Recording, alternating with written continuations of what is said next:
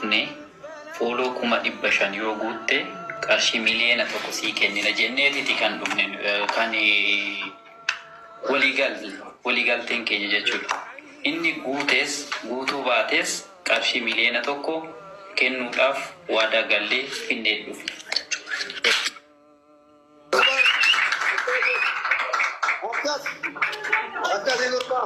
الله أكبر الله أكبر والله رب سلامك كيف أبنك كيف أنا أمس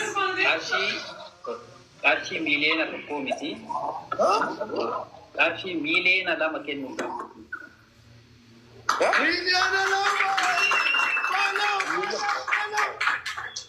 karena semua beda itu sendiri. Challenging angko pa nama yang boleh baca juga mungkin jadi followers itu baca juga mungkin mana. Maka semua ini challenging ini pakai ada itu akademik itu.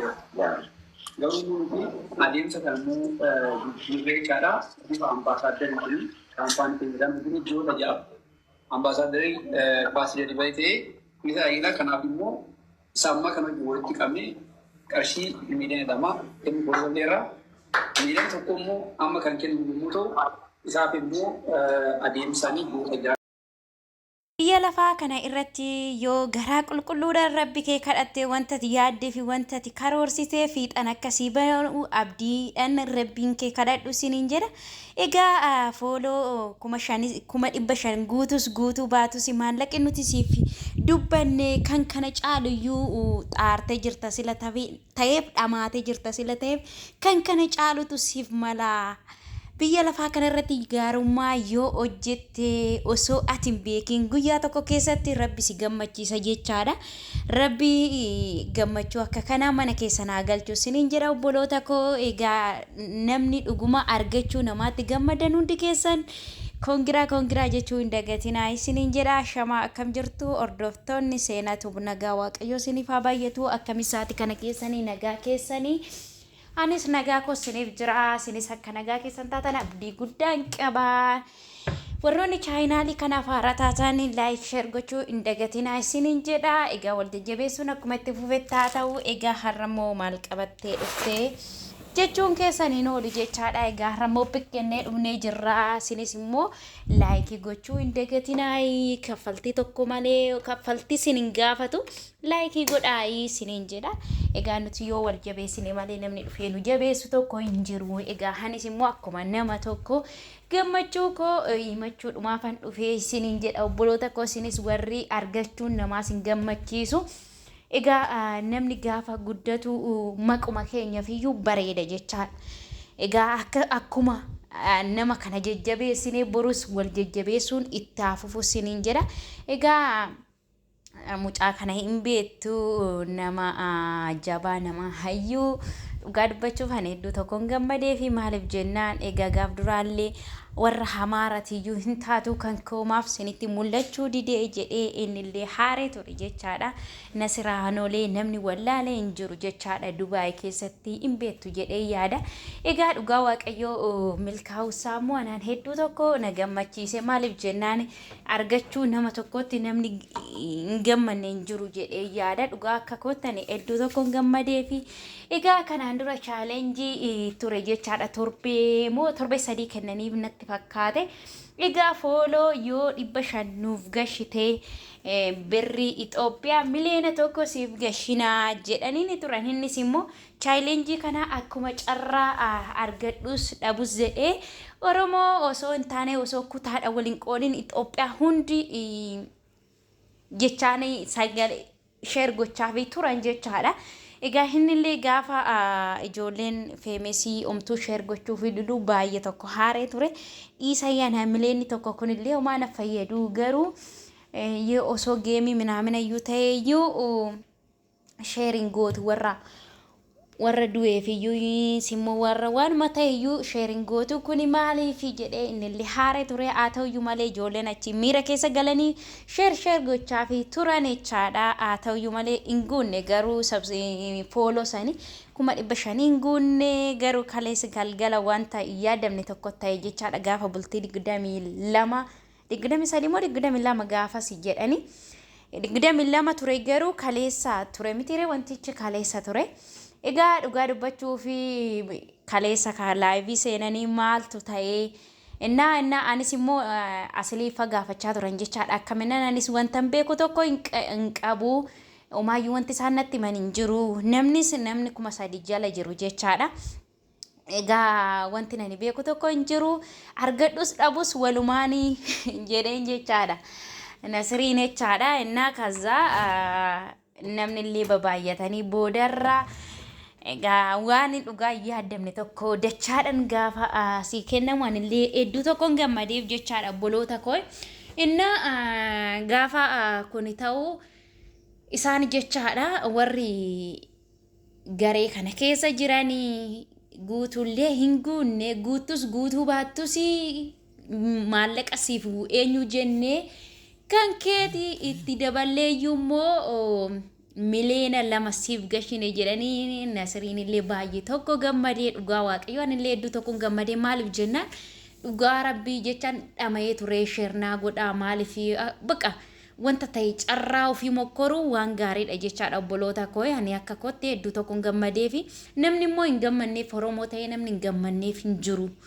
Isiniin jedha egaa kanaan dura maallaqa miliyoona tokko kana yoo argatte maalittiin goota isimmoo awwiidha isimmoo maalittiin goota jennaan awwiin osoo abbaan manaa kee kun miliyoona tokko argatee maalittiin gootu jennaan awwiin galee waggoota hedduun biyya hormaa kana ture galee tanan maatii koo arguun barbaada jetteen jechaadha. Egaa ishi jedhaniituma zim jedhan gaafa sagalee ciccitee jiru dhagaan jechaadha. Inna kaleessa sagalee ciccite suni itti gaafatamummaan eenyu kanaa jechaadha. Sagalee ciccitu kan hargeen ture hawwiin illee fedhii biyya galuu qabdi minaamina jedheen jechaadha. Dhiifama inna tikeetti galaaf dhaqannetu siin danda'a jedheen kaampaaniin kun jechaadha. Dhugaa waaqayyoo hedduu ila miliyoona 2 achi argatanii hawwiinis immoo waggoota kana qixxee biyya hormaa teessee galtee akka maatii ishee dubbiste deebituu tikeetti dhaqaaf gala wanta hunda nutu danda'a jedhanii miliyoona 2 immoo ambasaadara jechaadha. Ambasaadara godhanii akka cimee hojjetuuf 1,000 wareeganii kennaniif jechaadha farramanii jechaadha. Garuu miliyoona tokko sinin jechuukooti miliyoonni tokko immoo ganaa galaaf jechaadha.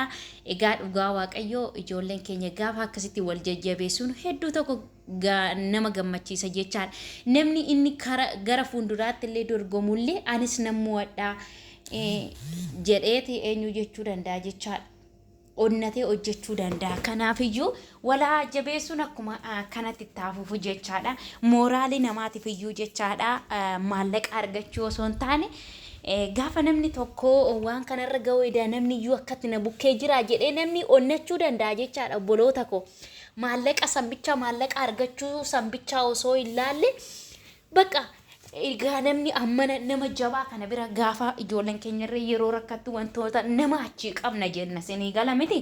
Inna maallaqa argachuu bichaa osoo hin taane namni inni gara booddeetti dhufee wanta akkanaa dorgomu kunillee mooraalii taaf jechaadha. Inna obboloota koo akkasii siniin jedha wal jajjabeessa walaa jajjabeessuun itti hafufu ani akka kootti hedduu tokko gammadee maaliif jennaan wanta tokko yaalte gaafa milkooftu biyya lafaa kana irratti gaarummaa yoo hojjette dhugaa rabbi guyyaa hin bulam ani humna tokko qabaadhe miti jedhe. Innaas immoo rabbiin kun abdadhee tananii rabbii tuna gargaare kana malee ani yookiin ummata koo miti jedhe. Dhugaa rabbii dhuguma rabbi tu nama gargaara waan akkanaa rabbi jechaan egaa foolossaa sin guunne abdii kutee ture. Atauyyu malee garuu isaan immoo mooraalidhuma isaatiif jedhanii jajjabinuma isaa walii gadee baay'ee kaachaa ture jechaadha fooloo kana guutuudhaaf.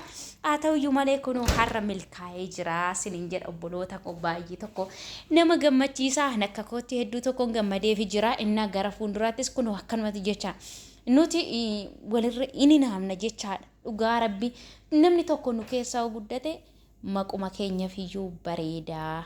Walaa jajjabeessuun akkanumatti taafufu ne amma fakkeenyaaf namni gara fuulduraatti dorgomu tokko ara inni kun iyyuu dhabe amma fakkeenyaaf Nasiriin argate miti namoonni kaanillee onnatanii dorgomu wanta ta'e gaafa chaalenjiin dhufe inni hojjennan argadha jedhanii onnatu jechaadha mucaan kun waan garuu immoo odoo Nasiriin ijoolleen kun gargaaranii baqa bira ga'uu ga'ee dhabe immoo silaa isaan iyyuu akkasitti dhabne isaan inni iyyuu akkasitti dhabe maal gochuu carraa kana mokkorra jedhanii duubatti deebi'u jechaadha wali jabeessuun akkuma itti fufettaa jiru innaa ani hedduu tokkoon gammadee fi tokko immoo micayyoon haadha warraasaa hawwii namni wallaaleen jiru hin beektu jechaadha. Innaa egaa biyyarraa erga fagaattee turteerti dhugaa waaqa galtee ishiinillee ija maatii ishii waaqa rabbi ishee agarsiisu sinin jedha obboloota koo carraa mucaa kun kenne mana keessanillee haaseenu yoo gaarummaa hojjenne gaarummaadhumaan nu deebi'aa guyyaa tokko rabbi mana keessan inuma galcha jechaadha guyyaa gammachuu wayii. Innaa yoo nuti gaarummaa namaaf yaanne biyya lafaa kanarratti amma jiraannu keessatti gaarummaa hojjenne haada barru jechaadha. Wanta humni keenya dandeenyu walaa gargaaru walaa jabeessinu baqa amma humni keenya danda'u jechaadha dhimma ishiiti jennee bira dabarruu odoon taane amma dandeenyu humna keenya wal gargaarree bira haada barru sinin jedha obboloota koo wal gargaaruun keenya akkuma itti fufeetti haa jiru. Egaa kan gara fuulduraas immoo akka itti milkaa'ee maaliif namni tokko yoo gaafa nu keessa milkaa'u gammachuudha jechaadha ilma Oromoo tokko gammaquma keenyaaf iyyuu jechaadha gammachuudha ani akka kootti dhugaa rabbii hedduu tokko gammadee fi maaliif jenna Nasirii yeroo amma miti jecha osoo inni fuudhin duran beekaa nan hordofallee amma garuu erga jireenya isaa qabatee cufaa waa'ee Oromoo kana dhiise malee dura qallaalee waa'ee Oromoo kana hin dubbatu jechaadha yeroo mara egaa hundumtiyyuu immoo gaafa jireenyatti galanii waa'ee jireenya ofii yaadu malee sarraan daa'ima keenya guddisnu minamna jedhu malee waa'ee kana eenyuun jedhan jechaadha kaleessa ga'ee isaa hojjechaa ture haa ta'uyyuu malee immoo har'a immoo amma somaan jedhu jechaadha ani akka kootti hedduu tokkoon gammadee fi isinis akka gammadaniif abdii guddaan qabaa isiniin jedha obboloota kooyi wal gargaaruun keenya akkuma itti fufettaa haa ta'u isinis namuma Oromoo haa ta'u wanta chaalenjii tokko argita sheer godhaa fi wanta humni keessan danda'u tokko wal gargaarree haa dabaru jechaadha eessatti na beekaa eessatti na beetti osoo hin taane Oromummaa bichaadhaan jechaadha qulqullinnatii keessaniif yoo nuti gaarummaa hojjenne ara eessatti na beeka jenne yoo bira dabarree baqa akkamisin jedha baqa Oromummaa keenyan yoo waan tokko yoo wal gargaarree ara anaan eessatti na beekaan beekamtiin qabu jechuu odoon taane baqa tokko lama jedhu miti gaafaati subscribe yookiin follow tokkicha gooteef uma dabalaaf jecha egaa obboloota koo ani akka kootti hedduu tokkoon gammadee fi jira jechaadha dhugaa waaqayyo hedduu tokkoon gammadee sinisa akka gammadaniif abdiin qaba egaa hordoftoota kooyi gammachuu keessan immoo azalatti kongiraa jedhaanii siniin jedha egaa dubbii koo keessatti yoon dogoggoree dhiifama guddaa isaa siniin jedha gammachuudhuma koo asiin irmaachuufaan dhufee egaa viidiyoo biraatiin hanga walitti deebinutti nagaannaa turaa turtii gaarii qabaadha isiniin jedha laayik sheer gochuu hin dagatinaa oolmaa gaarii qabaadha obboloota koo.